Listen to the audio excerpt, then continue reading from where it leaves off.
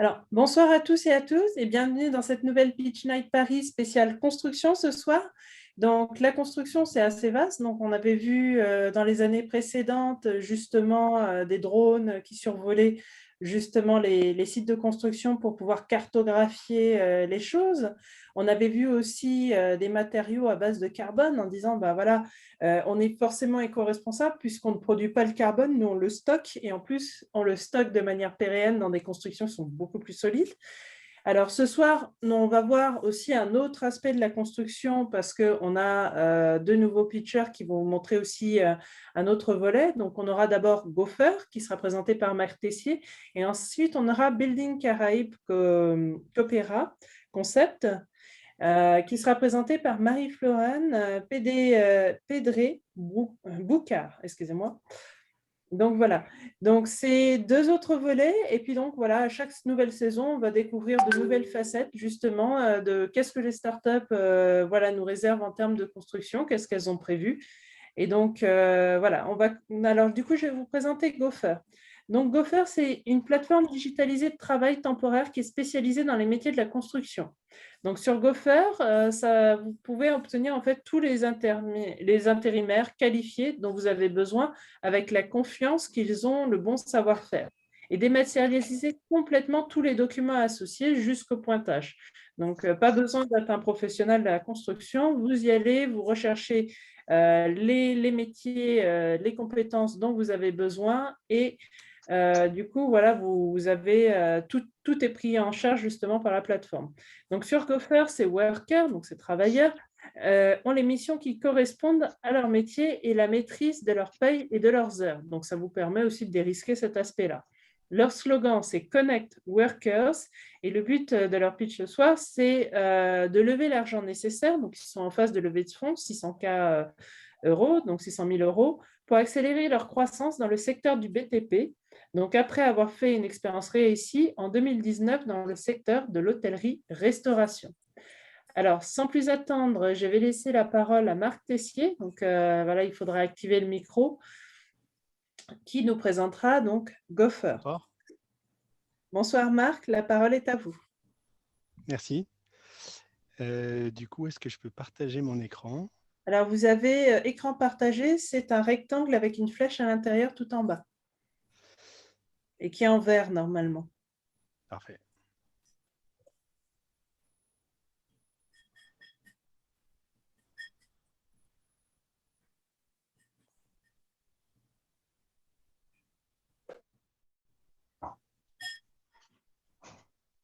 Voilà. Vous m'entendez bien et vous voyez mon écran? Oui. Oui. Parfait. Bah, c'est un plaisir d'être là ce soir. Merci de m'avoir invité. Alors, est-ce que vous êtes déjà dit, en serrant la main d'un nouveau collègue, oui, sans aucun doute, ça va bien se passer? Moi, en 15 ans de construction avec des travailleurs temporaires, j'ai dû le dire, ben, jamais. Et pourtant, j'avais pas le choix. Car comme des milliers de responsables de travaux dans le monde, je dois prendre des intérimaires pour tenir mon chantier. C'est jusqu'à 40% de ma main-d'œuvre. Aujourd'hui, que ce soit les boîtes d'intérim traditionnelles du BTP ou les plateformes digitales généralisées, elles ne font pas le job. Pour deux raisons. Les clients reçoivent des intérimaires qui ne sont pas au niveau et ils passent trop de temps à gérer la paperasse. C'est un marché de 70 milliards d'euros mondialement, 5 milliards juste en Europe et sur Paris, c'est 500 millions. Alors, il leur faut quoi à ces clients? Une plateforme de travail temporaire dématérialisée, spécialisée dans la construction et qui leur offre une confiance absolue dans le personnel fourni. L'appli Gopher base son matchmaking sur l'analyse complète de l'identité et des expériences passées des workers. Et ces informations sont récoltées grâce au feedback des précédents employeurs et depuis les documents officiels des workers. Ce n'est pas juste du déclaratif. Et ça marche. On a une commission de 20% sur chaque heure bookée sur la plateforme. Alors, comment on sait que ça marche? Nous l'avons déjà fait dans le secteur de l'hôtellerie. En 9 mois, avant le Covid, nous avons créé la plateforme de staffing de référence dans l'hôtellerie de luxe à Paris. 200 000 euros de volume d'affaires mensuel, 15% de pénétration de marché, à quelques mois du break-even. Alors ce coup-ci, avec une techno éprouvée, une équipe renforcée et des processus calés, nous allons beaucoup plus vite, 4 fois plus rapide en acquisition commerciale. En plus, dans l'hôtellerie, un match sur la marketplace, c'est une journée de bouquet. Dans le BTP, à effort commercial et opérationnel égal, c'est une semaine de bouquet. Ça fait un panier moyen 5 fois plus élevé. Alors, l'équipe qui a permis ça, c'est Gaël, marketeur montpelliérain aguerri à l'acquisition digitale. C'est Ryan, CTO, serial entrepreneuse expert des marketplaces. Et moi, Marc, dans le BTP depuis 15 ans et start-upper depuis 5. On a fait le lancement technique en octobre dernier, grâce au soutien de l'écosystème startup qui nous suit, que ce soit les banques et la BPI à travers le PGE, forcément, ou nos actionnaires et nos partenaires sur le pivot. Nous avons fait le lancement commercial en décembre 2020 et nos premiers résultats commerciaux ce mois-ci, déjà 40 clients inscrits en 2 mois et plus de 4000 workers. Comme je disais, 4 fois plus rapide que dans l'hôtellerie. Alors évidemment, ces métriques sont celles du tout début du déploiement sur ce nouveau secteur. Une chose est sûre, c'est que le chemin vers cette domination du marché du BTP sera sinueux. Et nous avons appris une chose de l'intérim digital, c'est que c'est l'alliance de l'humain et du digital, la technologie au service des relations humaines. Par exemple, pour ce qui est de l'acquisition des workers, le premier côté de notre marketplace, nous avions une grande composante d'acquisition digitale via Google Ads, Facebook Ads, etc. Or, dans le BTP, l'oral est beaucoup plus présent que l'écrit, ce qui nous a conduit à mettre plus d'oral dans l'activation des workers. D'autre part, pour l'acquisition des clients, nous utilisons une machine d'acquisition digitale aussi, de mieux en mieux huilée, à laquelle nous avons ajouté des humains, des hommes, des femmes, en début de funnel, pour faire émerger la confiance en notre système. Alors, du coup, tout ce facteur humain, essentiel dans les relations humaines, qu'est-ce que ça fait pour le ROI et la scalabilité? Est-ce que ce n'est pas finalement une agence d'intérim classique avec un peu de digital que nous avons monté? La grande différence avec l'intérim classique, c'est que dès la deuxième mission, la confiance ne se place plus dans les commerciaux de l'agence, mais d'une part dans nos outils de SaaS, la digitalisation des documents, la planification, le recrutement longue durée, et d'autre part dans notre marque employeur. Nous prenons soin de notre communauté de workers en les payant vite et en agissant pour leur formation. Ce sont les 2 points qui garantissent notre scalabilité et notre défensibilité. Alors, en ce qui concerne le ROI, nous visons un ratio de valeur à vie des clients contre coût d'acquisition de 10 pour 1. Alors, aujourd'hui, nous cherchons à atteindre 2 objectifs. 1, évangéliser le monde du BTP. On part de loin quand même dans cette industrie du béton et de l'acier. Et pour cela, nous cherchons l'appui d'influenceurs. Cela pourrait se faire avec les grands groupes de la construction, les loueurs d'équipements ou les distributeurs de matériaux de construction. Deuxième objectif, accélérer sur le BTP pour dominer ce marché à Paris en moins d'1 an. Pour cela, nous avons besoin de super business angels pour une levée de 600 000 € en equity. Nous avons déjà l'appui de la BPI pour abonder cette levée de fonds en dette et augmenter et démultiplier notre force de frappe. Alors, notre ambition ne s'arrête pas là et je serai très heureux d'en parler plus en détail après ce pitch et voir comment nous pouvons œuvrer ensemble.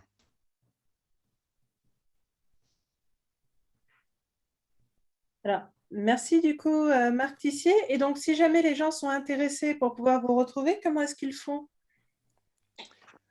Alors,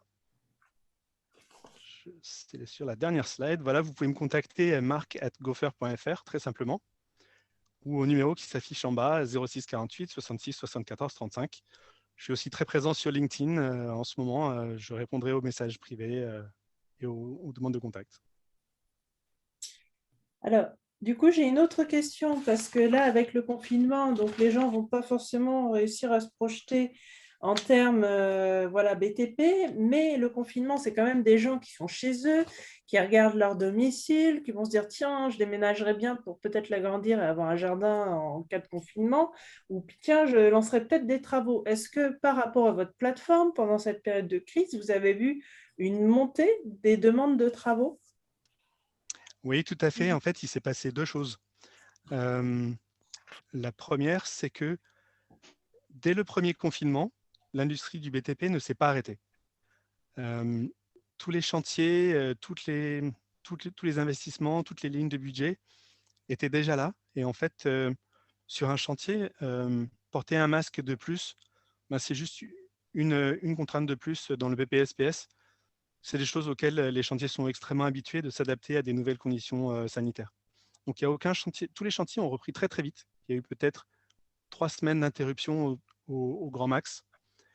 Donc, ça, c'est la première chose. Donc, sur tous les confinements, après, ça s'est revérifié. Le BTP ne s'est pas arrêté. Et puis, effectivement, il y a cet effet, il y a cet effet sur le bâtiment individuel où les gens sont restés chez eux en 2020 et ont dit j'ai vraiment envie de faire des travaux dans ma maison. Et du coup, le marché du logement individuel a explosé en début 2021. Beaucoup de gens qui se sont délocalisés en dehors de Paris, donc juste petite, grande couronne, ont fait construire des maisons, ont relooké leur appartement. J'en fais moi-même partie puisque j'ai décidé de refaire ma cuisine. Donc j'ai alimenté aussi ce secteur de la rénovation d'intérieur. Merci Marc. J'ai aussi, donc là, vous parliez aussi du marché des hôtels-restaurants. Donc, pour un hôtel, finalement, il y a quand même énormément de trafic. Et donc là-dessus, est-ce que du coup, vous avez une sorte de contrat avec l'hôtel qui lui permet, en cas de petits travaux de réparation, ce qui peut arriver souvent, hein, donc un client maladroit, voilà, des clients peut-être voilà, pas très précautionneux, et puis tout simplement l'usage des locaux, hein, au bout d'un moment, voilà, il faut réparer. Est-ce que vous avez du coup des contrats de partenariat avec les hôtels pour du coup faire intervenir vos intérimaires sur ces petits travaux? Alors, pas encore. C'est quelque chose qui est en cours de montage, des partenariats avec nos clients passés. Effectivement, les hôtels et notamment les hôtels 4 étoiles, 5 étoiles de luxe qui étaient 80% de nos clients avant le Covid, ont beaucoup dépensé en CAPEX. Ils ont fait beaucoup de travaux pendant le confinement, pendant leur fermeture administrative, pour remettre à niveau tout leur équipement. Donc ça, c'est effectivement quelque chose qu'on est en train de regarder. Ça va très lentement parce que les interlocuteurs sont tous en chômage partiel et c'est un développement qui prend beaucoup de temps. Donc, là-dessus, je vois que vous êtes plusieurs. En termes de commerciaux, donc par exemple pour l'investisseur qui va vous donner les 600K, il va vous dire, voilà, dans votre équipe, vous avez combien de commerciaux justement qui vont démarcher ce marché immense de l'hôtellerie-restauration? Alors, c'est l'une des choses auxquelles on s'est attaché dès le début de ce reboot, de cette diversification sur un nouveau secteur, c'était de rajouter l'élément digital pour démultiplier notre force commerciale humaine. Donc aujourd'hui, dans les sales et marketing, on a Gaël, Camille et Julien qui font partie de cette équipe-là. Et effectivement, les 600 000 euros qu'on est en train de chercher auprès des investisseurs aujourd'hui, il y a à peu près la moitié de ce budget-là qui est consacré à la vente, donc augmenter l'équipe de vente. Aujourd'hui, on cherche à rajouter 3 personnes à cette équipe pour justement aller conquérir ce marché parisien le plus rapidement possible. Le reste est dédié en partie au marketing et en partie à l'équipe technique. D'accord. Est-ce qu'il y a des questions du coup dans le public? Oui, bonjour Marc, c'est Jeanne Bonjour. Morrison. Donc, vous avez parlé d'une demande de levée de fonds de 600 000 euros donc, pour augmenter l'équipe de vente. Et vous avez parlé aussi donc, de la digitalisation des documents. Concrètement, comment vous faites la digitalisation de vos documents? Et deuxième question, pensez-vous vraiment que 600 000 euros puissent être suffisants pour réaliser votre projet? Parce que quand je vois le prix des palaces parisiens, c'est assez élevé. Moindre chose, c'est très cher. Donc, pensez-vous vraiment que cette somme est suffisante pour réaliser? Il est vrai que vous avez parlé seulement d'augmenter l'équipe de vente. l'équipe de vente, ce n'est pas elle qui va vous aider dans le BTP. Donc, si vous allez intervenir dans les marchés parisiens, surtout les hôtels de luxe et les palaces de Paris, pensez-vous vraiment que cette somme est suffisante? Merci pour ces deux questions. Alors, je vais y aller dans l'ordre du coup. La première, c'était sur La première, c'était sur la digitalisation des documents, c'est ça? comment vous digitalisez vos documents concrètement. Alors, Avez-vous tout ce qu'il faut pour le faire bien? Parce que soit c'est bien fait, soit c'est tâtonné et ça tourne très mal. Tout à fait, tout à fait. C'était un enjeu extrêmement important, d'autant plus que la législation du travail en France est très, très exigeante de ce point de vue-là. Donc ça, c'est l'une des premières choses sur lesquelles on a attiré notre attention. Alors, les documents aujourd'hui se composent il y en a deux parties. La première, c'est les documents d'identité et d'identification du worker et tout ce qui concerne ses habilitations. Donc, sa carte d'identité, son titre de séjour, son CACES, son permis de conduite de grue, de conduite d'engin, etc. Tout ça, ce sont des documents que nous collectons dès l'inscription du worker et que nous vérifions automatiquement. Donc, on a des systèmes automatisés qui permettent de vérifier ces documents et leur date de validité. Donc ça donne aux clients utilisateurs de la plateforme une grande sécurité que nous l'avons déjà vérifié et qu'ils ne vont pas avoir de soucis quand le worker va venir sur site et que le chantier va se faire auditer, par exemple, par l'inspection du travail ou par le coordonnateur sécurité. La deuxième partie des documents digitalisés, ce sont les contrats et les pointages. Ça, typiquement, ça crée une énorme masse de papier que les agences classiques font avec du papier, les scannent, prennent des photos par WhatsApp. C'est extrêmement peu précis et c'est source d'erreurs. Et donc, on a automatisé ça dans notre application. C'est extrêmement solide puisqu'on l'a déjà fait pour mettre en relation des hôtels et des cuisiniers ou des hôtels et des maîtres d'hôtel et des serveurs. Et ça a été éprouvé aussi par des grands groupes hôteliers. Donc, c'est extrêmement robuste de ce point de vue-là. Des signatures électroniques, les pointages, ça se fait des deux côtés. Ça peut même être amené au tribunal des prud'hommes si jamais il y a un contentieux. On n'en est pas encore, on n'en est jamais arrivé là. Ça, c'est plutôt pas mal. Mais ça a beaucoup rassuré tous nos clients dans l'hôtellerie. Et c'est pareil dans la construction. Donc, on dématérialise les contrats et les pointages. Donc, tout ça est dans un espace dans lequel le client, comme le worker, peut retrouver toutes ces données. Et donc, la deuxième question, c'était pour est-ce que 600 000 € c'est suffisant pour prendre le marché parisien? Pour bien faire bien faire asseoir votre projet, le concrétiser, arriver jusqu'au bout, satisfaire la clientèle de luxe des palaces de Paris. Pensez-vous vraiment que ce sera suffisant? Alors, quand on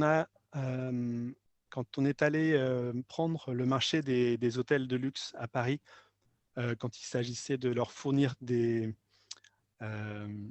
cuisiniers et des serveurs, le montant qu'on a levé, il était de 250 000 €. Et on a la BPI qui nous a aidés à hauteur de 200 000 €, donc ça faisait 400 000 €. Avec ce montant-là, on a pu en moins d'un an être la référence sur les hôtels de luxe à Paris. Maintenant, sur la construction, le marché est à peu près 5 fois plus grand. C'est ça.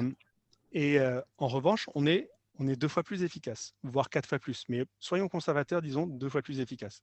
C'est comme ça qu'on arrive à un montant de levée de 600 000 €. Avec la BPI qui abonde, qui est déjà OK pour abonder cette levée de 300 000 € supplémentaires, ça fera quasiment 1 million d'euros à notre disposition pour conquérir le marché des grands groupes de la construction, etc. Ça nous permet, en augmentant notre équipe, d'agir pendant 1 an. Alors, évidemment, ça ne va pas être une croissance linéaire et il y aura encore beaucoup de choses à régler au début, des choses qu'on n'a pas encore complètement transférées, bien réalisées sur le secteur de la construction. Mais on est persuadé, avec l'équipe qu'on a aujourd'hui, une équipe vraiment de choc, qu'on qu'on va faire au moins aussi bien que la construction. Donc, avec cet argent-là, en un an, on va réaliser cette prise de marché. C'est ça, bravo. Merci. Parce que justement, Geneviève vous en a parlé, vous êtes aussi sur l'hôtellerie aussi, vous allez pouvoir livrer des produits, j'espère, d'excellente qualité, hein, qui ont beaucoup de goût. C'est très, tout ça, ça doit avancer. Donc, voilà. Sur la qualification des travailleurs, comment est-ce que vous pouvez les qualifier et comment est-ce que vous pouvez vous assurer à votre client justement que voilà, le travail est bien fait, qu'il n'y aura pas de mauvaise surprise finalement?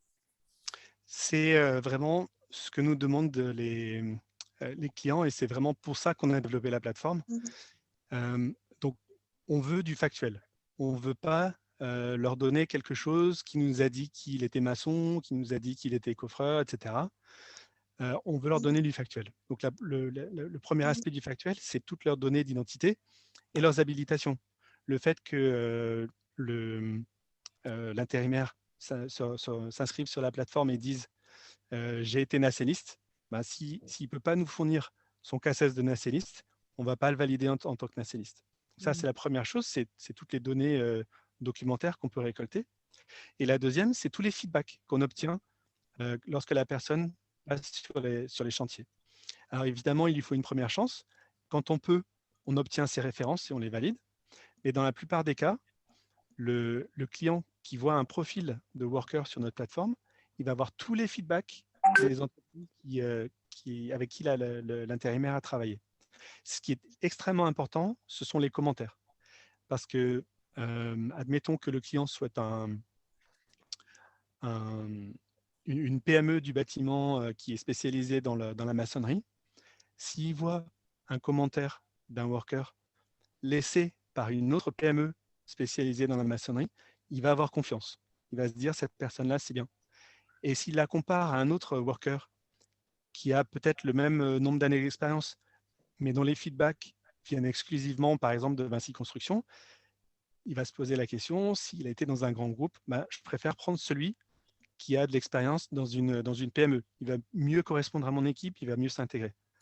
Donc, avec ces commentaires, avec ces feedbacks, on réussit à obtenir un matching sur tous les critères implicites en fait, de la requête.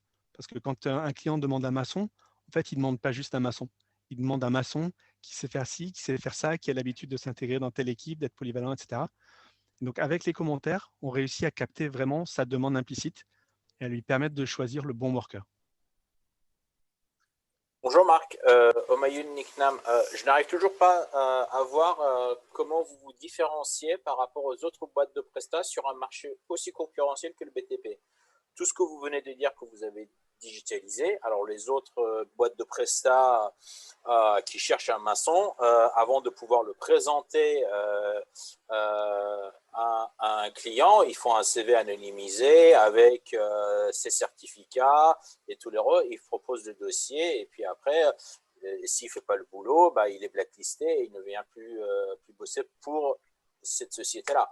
Et après, automatiquement, s'il se fait blacklisté de trois clients, bah, la société de prestation le remercie et il doit partir autre part.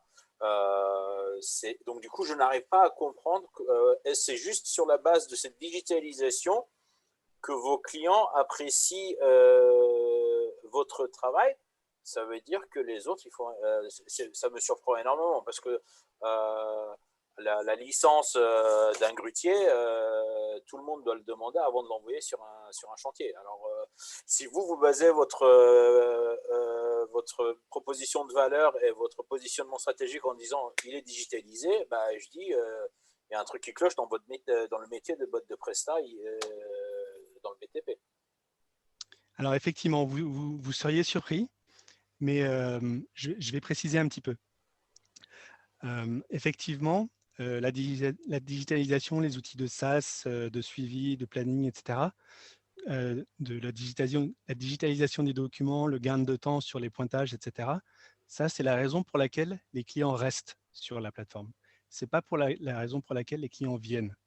La raison pour laquelle les clients viennent, c'est que justement, on leur fournit quelque chose de factuel. Et les feedbacks, c'est extrêmement factuel. Il n'y a pas plus factuel. Dès qu'on peut, on a une référence. Alors, pourquoi est-ce que j'insiste là-dessus? C'est que dans les entreprises de travail temporaire classique, la façon de faire, c'est le commercial de l'agence d'intérim qui va démarcher le client, qui va démarcher l'entreprise et qui va dire « moi, je sais faire, moi, j'ai les meilleurs maçons, par exemple ». Et l'entreprise va avoir confiance en lui pour lui donner le bon maçon. Et son rôle de commercial, c'est de choisir quelqu'un, choisir un maçon et de le donner à cette personne-là. Donc, il intègre à la fois le matching, le sourcing et la démarche commerciale. Et c'est extrêmement humain, c'est quasiment pas duplicable. Et surtout, pour l'avoir vécu dans les agences classiques du BTP, dans 90% des cas, il n'y a pas de vérification des références, pas de vérification des expériences passées, etc. Parce que le but d'une boîte de prestation, c'est que si je fais appel à une boîte de prestation, si la personne ne me convient pas, dans la foulée, la boîte de prestation a obligation de le changer. Tout à fait. Donc voilà, donc du coup, que ce soit Pierre, Paul ou Jacques, du moment qu'il ne fait pas l'affaire, il va être changé. Et du coup, et on dit la prochaine fois, si tu me donnes un bras cassé, un deuxième bras cassé, du coup, je ne viendrai plus plutôt vers chez toi et j'irai vers chez quelqu'un d'autre. Et généralement, ça marche comme ça. Et puis, une relation de confiance est créée entre la boîte de prestat et le client. Du moment que on est d'accord sur les prix, parce que généralement, c'est lorsqu'il y a une variation de prix et des tarifs qui arrive, c'est là où on change de prestation. Généralement, c'est… En tout cas, dans mon expérience passée dans le monde pétrolier, était comme ça. On restait avec le même prestataire tant que les personnes, prestations de services, les prix étaient dans nos clous et les personnels étaient bons. Et sinon, le même personnel partait dans une autre boîte de prestations, c'était les mêmes personnes. Et du coup, on travaillait avec les mêmes personnes, mais c'était juste la boîte qui changeait. Donc, du coup, je suis surpris de voir comment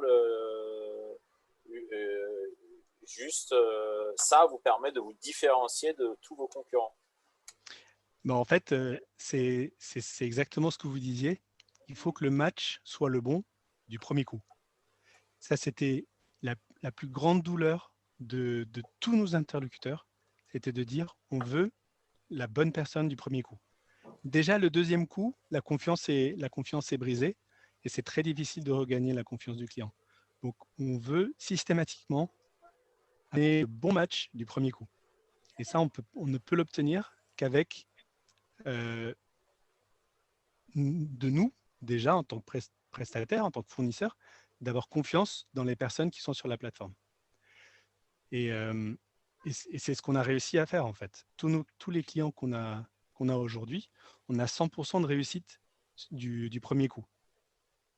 Et donc, ils n'ont aucun souci de recommander à chaque fois. Ça marche. D'accord. Et vous m'avez dit que vous avez réussi à atteindre à peu près 90% de votre du break-even, c'est ça? Vous étiez à 90% de break-even? Alors, sur l'hôtellerie-restauration, on était à quelques mois du break-even. D'accord, ça marche. Parfait. Écoutez, merci pour ces indications. Avec grand plaisir, merci pour les questions. Est-ce que du coup, il y a d'autres questions pour Marc?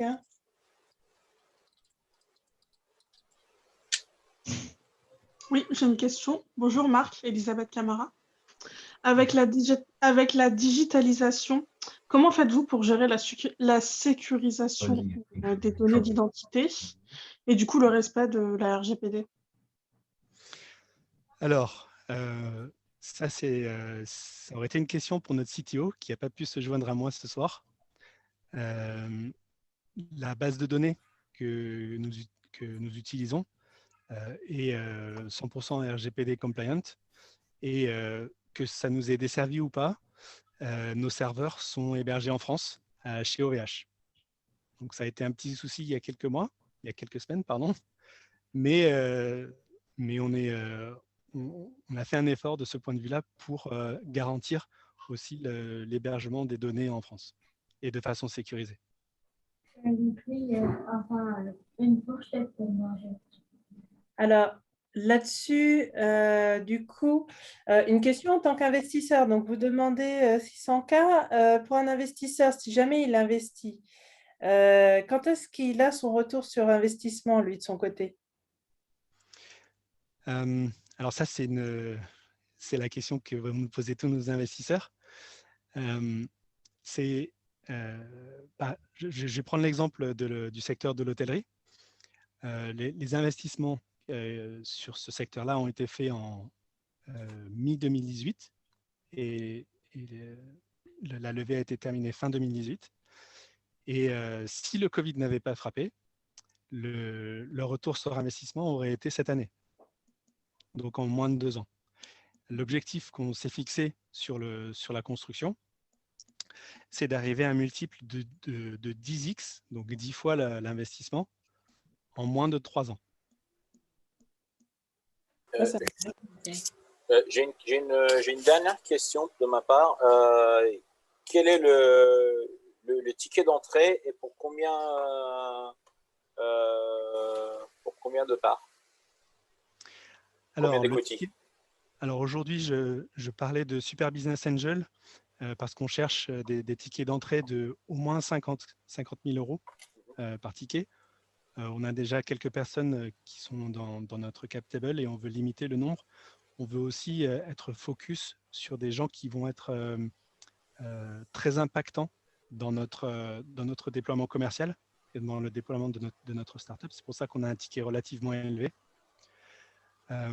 Et en termes de valorisation, on se pose aujourd'hui la question de fonctionner en obligation convertible, donc de type BSAR, pour parler de valorisation au moment de la prochaine levée, de levée de série A, pour qu'on puisse travailler rapidement. Maintenant, si vous voulez parler de valorisation, on peut le faire. Je préfère le faire de personne à personne. D'accord. Pour donner un ordre d'idée, sur ce premier tour sur ce tour de seed, on cherche à être dilué à hauteur de 20%. Ça marche.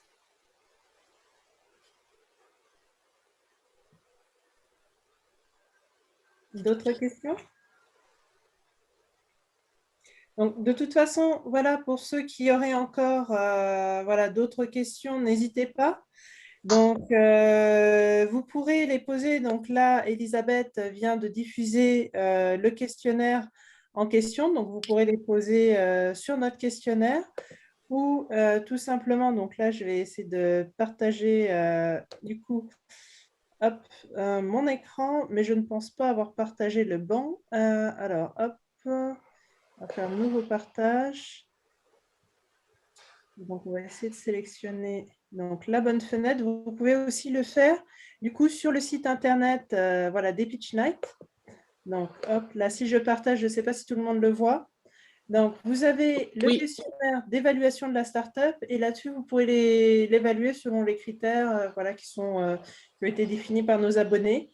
Et donc, n'hésitez pas aussi à faire vos retours. Donc, tous les retours seront envoyés à Marc et à son équipe. Et donc, voilà, si jamais, pour ceux qui voient l'événement différé, puisque l'événement est enregistré et ensuite mis sur les réseaux sociaux, vous avez des questions et que vous n'avez pas pu les poser, utilisez également ce questionnaire parce que nous, ça nous permettra finalement de tout envoyer en groupe à Marc Tissier. Donc, tout simplement pour rejoindre le questionnaire, donc vous l'avez là pour ceux qui sont connectés ce soir, vous l'avez dans le chat et pour ceux qui seront connectés ultérieurement, vous l'avez dans pitchnight.org et /accueil et donc vous descendez jusqu'à en dessous la petite vidéo de promotion des Pitch Night et vous avez le questionnaire d'évaluation.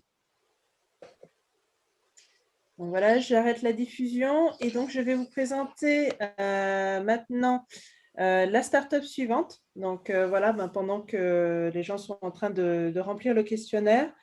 Donc, la start-up suivante sera présentée du coup par une porteuse de projet qui est incubée par l'un de nos partenaires, Pépite.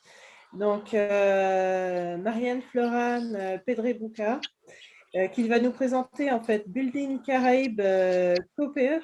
Donc, c'est un concept BI3C. Donc, là-dessus, voilà, elle va élaborer. Ce concept, en fait, se veut être une plateforme d'information sur la construction de bâtiments, suivant les objectifs de développement durable dans la construction, par une animation sous forme d'un concours entre étudiants et retraités des métiers liés à la construction. Donc, il y aura des formations, il y aura des débats, des discussions qui se feront essentiellement par visioconférence, vu le contexte, avec des professionnels, mais aussi des particuliers qui pourront évaluer les projets et les candidats à travers l'événement Building Caraïbes Coopé. Donc, là-dessus, le slogan, c'est conceptualiser et diffuser des modes de construction de bâtiments durables et abordables. Donc, BAD et CDC. Et l'objectif, c'est de sensibiliser et d'informer sur la construction de bâtiments durables pour le nombre de constructions résilientes face aux risques majeurs dans les Antilles, Caraïbes et l'outre-mer, Antilles-Guyane, contribuer à faire construire des logements plus fiables face aux catastrophes naturelles et diminuer le nombre de sinistrés sur ces territoires réguliers et assujettis à ces phénomènes. Donc, sans plus attendre, je laisse la parole à Marie-Floriane Pedré-Boucard qui va nous présenter Building Caraïbes Coopé. Marie-Floriane, la parole est à toi. Merci. Donc, je m'appelle Marie-Floriane Pedré-Boucard et je suis en reconversion professionnelle pour devenir économiste de la construction. Donc, c'est parce que je suis partie du constat qu'il y avait un nombre trop élevé de sinistrés dans ma région d'origine qui est aux Antilles, que j'ai eu l'idée, que j'ai d'abord voulu comprendre pourquoi il y avait tant de sinistres de nos jours et que j'ai compris que c'est parce que les gens construisaient mal et qu'ils étaient ignorants pour dans la façon de construire durablement. Donc, j'ai eu l'idée de créer le projet BI3C, Building Caraïbes Cooperate Concepts. Donc, il s'agit d'une plateforme virtuelle qui va servir à sensibiliser, informer, mais aussi former toutes les populations et les professionnels de ces territoires dans la construction de bâtiments durables et résilients face aux risques majeurs. Donc, pour animer cette plateforme, j'ai imaginé le concept de concours entre étudiants et retraités francophones des professions du bâtiment et de la logistique, pendant lequel ils vont créer du lien intergénérationnel et constituer des équipes qui vont s'affronter pour réinventer des nouveaux concepts de construction de bâtiments durables et résilients en ayant comme préoccupation différents critères tels que le respect des normes antisismiques et parasismiques et anticycloniques, mais aussi l'utilisation de matériaux biosourcés, la question de prendre en compte la question de l'habitat écologique et autonome, et aussi l'approvisionnement via les transports par des circuits courts. Donc, ce concours va durer 6 mois de l'année, à l'issue duquel, pendant les 6 autres mois de l'année, j'ai oublié un détail, c'est que pendant ce concours, en fait, il y aura des interventions de professionnels sous forme de webinaires et de cafés virtuels pour justement briefer les participants, les candidats au concours sur les techniques de construction et les innovations et ouvrir le débat sur ce que peut être l'introduction d'une filière d'éco-construction dans les Antilles, Guyane et l'Outre-mer. Donc, ces webinaires seront aussi ouverts au grand public et aux professionnels à travers cette plateforme qui se veut être un réseau social. Donc, qui seront tous les participants pourront évaluer et commenter comment se passe le concours et les travaux des différents candidats. Donc, à l'issue du concours, il y aura un compte-rendu qui sera édité sous différents supports avec lesquels je vais construire mon modèle économique. La plateforme sera accessible de façon payante à la carte ou sous abonnement. Et donc, voilà. Alors du coup, merci Marie-Florence. Tout simplement, comment est-ce que vous allez rentabiliser tout ça? Je vais rentabiliser tout ça. Comme je le disais, j'ai prévu d'éditer un compte-rendu des travaux qui vont être réalisés sous forme numérique. Donc, j'ai aussi, je suis en discussion pour trouver des partenaires parce que comme c'est un territoire où l'accès à Internet n'est pas forcément aussi aisé qu'en métropole, je suis en discussion avec des partenaires pour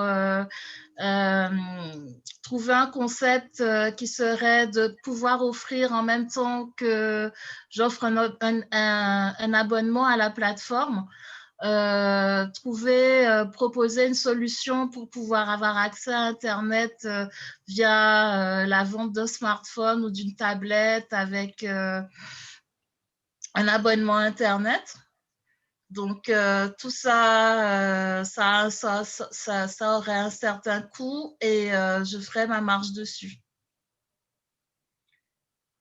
Alors, du coup, quel est le lien entre l'immobilier et Internet déjà? Il n'y a pas d'immobilier. D'accord. Parce que c'était une plateforme d'information sur la construction de bâtiments. Donc, ça Oui. concerne, voilà, ça concerne les bâtiments finalement. Oui, ça concerne les bâtiments, mais ça va être sur une plateforme virtuelle. Donc, il faut que les participants, les gens qui viennent sur la plateforme aient déjà accès à Internet. Donc, pour construire mon modèle économique, ce que j'essaie de négocier avec des partenaires, c'est de pouvoir mettre en place des solutions, soit de crédit pour que les gens puissent acheter en même temps qu'ils achètent un ordinateur et qu'ils se souscrivent à un abonnement Internet, qu'ils aient l'abonnement pour se connecter à ma plateforme, à la carte ou par abonnement, ou qui payent juste l'accès à ma plateforme s'ils ont déjà le matériel. Ok. Et du coup, voilà, il y a d'autres zones dans le monde qui sont sinistrées. Donc, je comprends par les origines que finalement, le démarrage de projet sera dans les Caraïbes. Mais est-ce que par la suite, vous envisagez de l'étendre dans les autres zones? Dans l'idéal, j'aimerais bien en fait l'étendre à toutes les zones tropicales humides, puisque il s'agit du même climat qui attire les mêmes aléas, c'est-à-dire les ouragans avec une menace plus ou moins de risque sismique. Donc, j'aimerais bien pouvoir couvrir justement tous ces territoires. Déjà, c'est pour ça que j'ai parlé de participation à mon concours d'étudiants et de retraités qui font partie de la francophonie. dans un premier temps, puisque la Caraïbe, c'est assez vaste au niveau culturel et en langue, mais il y a toujours des francophones installés, des communautés francophones installées. Donc, je voulais déjà pénétrer le marché en utilisant la population francophone dans les îles de la Caraïbe et en Amérique centrale. D'accord. Donc, vous dites qu'au jour d'aujourd'hui, vous êtes en recherche de partenariat. Les partenaires, s'ils veulent vous joindre, comment est-ce qu'ils font? Alors, j'ai créé une page sur LinkedIn pour les professionnels et une page sur Facebook où je décris succinctement mon projet et où je poste des événements qui ressemblent au type d'animation que je veux faire selon le concept de ce que je veux organiser sur la plateforme. Donc, on peut me joindre directement sur LinkedIn ou Facebook. Sinon, j'ai un mail qui est brainstorming13stick@gmail.com. Et j'ai aussi un profil personnel sur LinkedIn et Facebook. Et juste pour ceux qui ne connaissent pas, BI3C, ça veut dire quoi déjà? Building, Caribe, Cooperate, Concepts. C'est l'abréviation, d'accord. BI3C. Oui, parce que ça ressemblait à du B2C, donc on s'est dit peut-être que, voilà, mais c'est l'abréviation au final du concept. D'accord, très bien. Bonjour, j'ai une question. Bonjour. Comment vous allez faire pour essayer de vous trouver entre les différentes j'imagine, les normes de construction, sachant que vous voulez étendre ce concept à des pays francophones. Donc, normalement, les Antilles sont les normes françaises qui vont prévaloir, mais dans d'autres pays où les normes ne vont pas être les mêmes choses. Et d'un autre côté, vous allez demander aux étudiants de pouvoir faire ces constructions qui ne... J'imagine que ce seront des étudiants français, étudiants en France, qui ne connaissent pas forcément les normes dans les différentes zones géographiques. Comment vous allez essayer d'éviter cette usine à gaz qui vous pend au nez? Bah, déjà, c'est pour ça que j'ai parlé d'intervenants, de professionnels qui vont briefer ces étudiants, mais aussi ces retraités. Donc, les retraités, ils auront déjà une expérience et des connaissances, mais qui va être renforcée par l'intervention de professionnels pour briefer sur ces normes. Et je vais rechercher aussi des partenariats avec des organismes de certification pour justement faire ces interventions, d'une part. Ensuite, pour l'appliquer sur les chantiers, je me baserai sur le pays où se situe géographiquement le chantier pour les normes. Et justement, ça va être intéressant à travers des cafés virtuels de dire, ah ben tiens, si le chantier avait été dans tel pays, comment est-ce qu'on l'aurait fait? Ça ouvrira un débat interculturel où justement on pourra discuter des différentes variantes. D'accord. Merci beaucoup. D'autres questions, du coup, pour Marie-Floriane?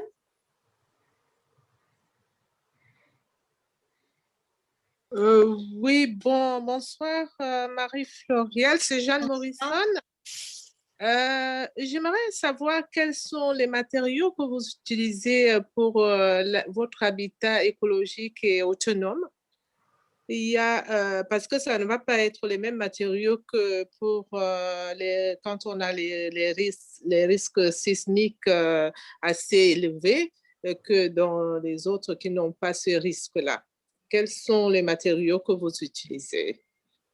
Ben, pour l'instant, je n'ai pas des connaissances suffisamment techniques pour vous dire quels sont exactement les matériaux parce que je suis encore étudiante. et que je travaille sur mon projet petit à petit. Et c'est pour ça que je veux me baser sur l'expertise de professionnels qui vont intervenir pour justement parler de ce genre de détails techniques. Et Là, aussi, c'est un détail très, très important sur la qualité des matériaux utilisés. Vous le savez quand même. oui, mais ça dépend des pays aussi.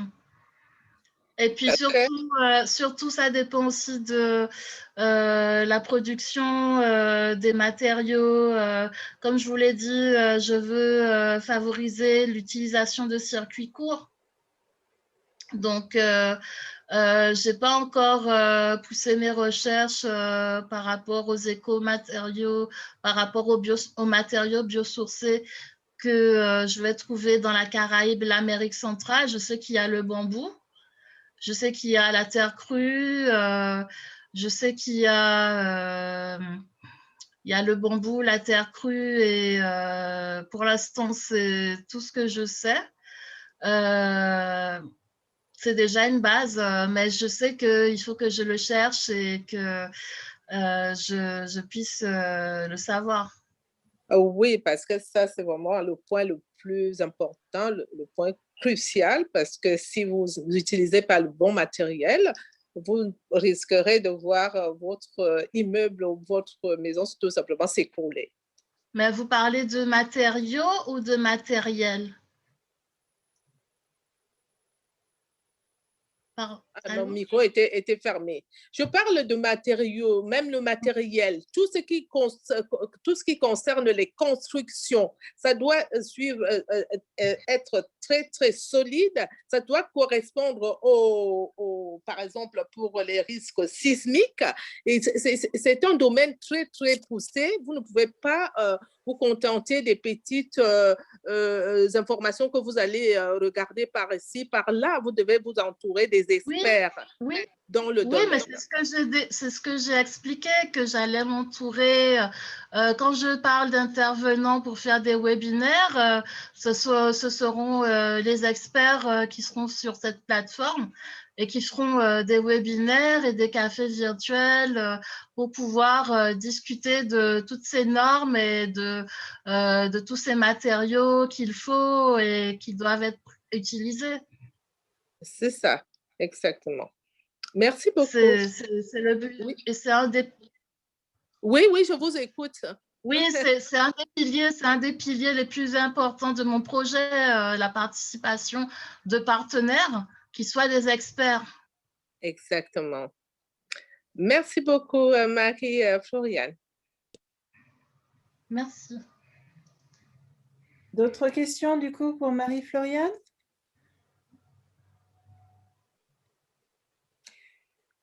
Alors, en tout cas, merci Marie-Floriane. Donc, n'hésitez pas aussi à donner des informations.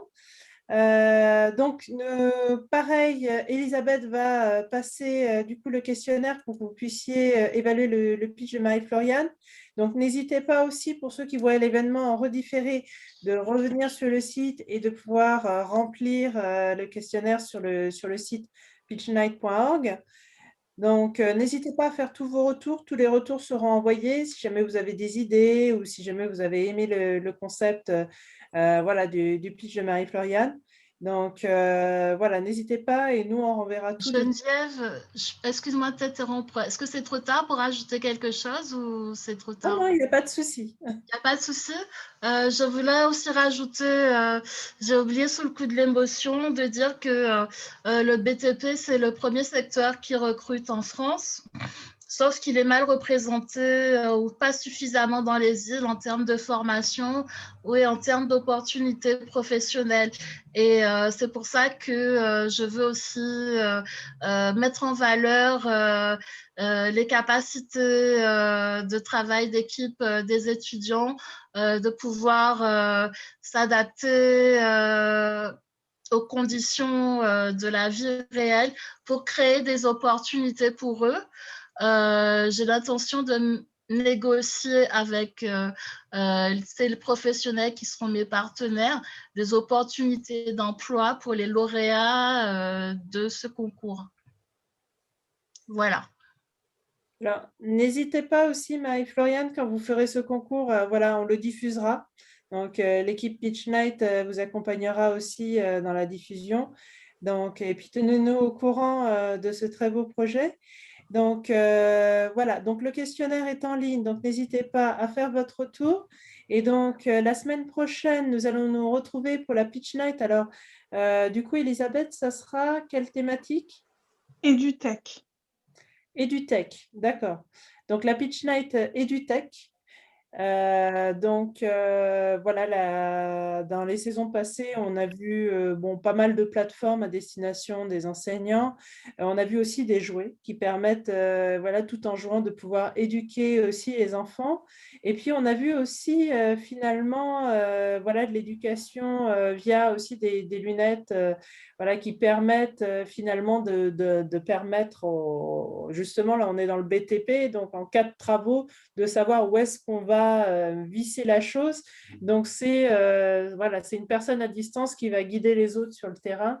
Donc, on va voir en tout cas ce que nous réserve le monde des startups et ce que nous réservent aussi les startups françaises, voilà, en termes d'éducation. Et donc, je remercie chaleureusement du coup nos deux pitchers de la soirée. Donc, pour rappel, Marc Tessier pour Gopher, la plateforme digitalisée qui permet de trouver finalement les bons professionnels pour la construction. Et voilà, donc Marie-Floriane pour Building Caraïbes Coop et qui derrière déploie un projet qui va permettre peut-être de résoudre la problématique des bâtiments qui sont assez instables, tout simplement pour pouvoir construire de manière pérenne. Donc, merci en tout cas à nos deux pitchers. Merci aussi voilà, aux panélistes et aux spectateurs. Et on se retrouve du coup mardi prochain pour la Pitch Night spéciale EduTech. Bonne soirée à tous. Merci beaucoup. Merci beaucoup. Merci. Au revoir et bravo aux pitchers. C'était très, très intéressant, comme d'habitude. Merci.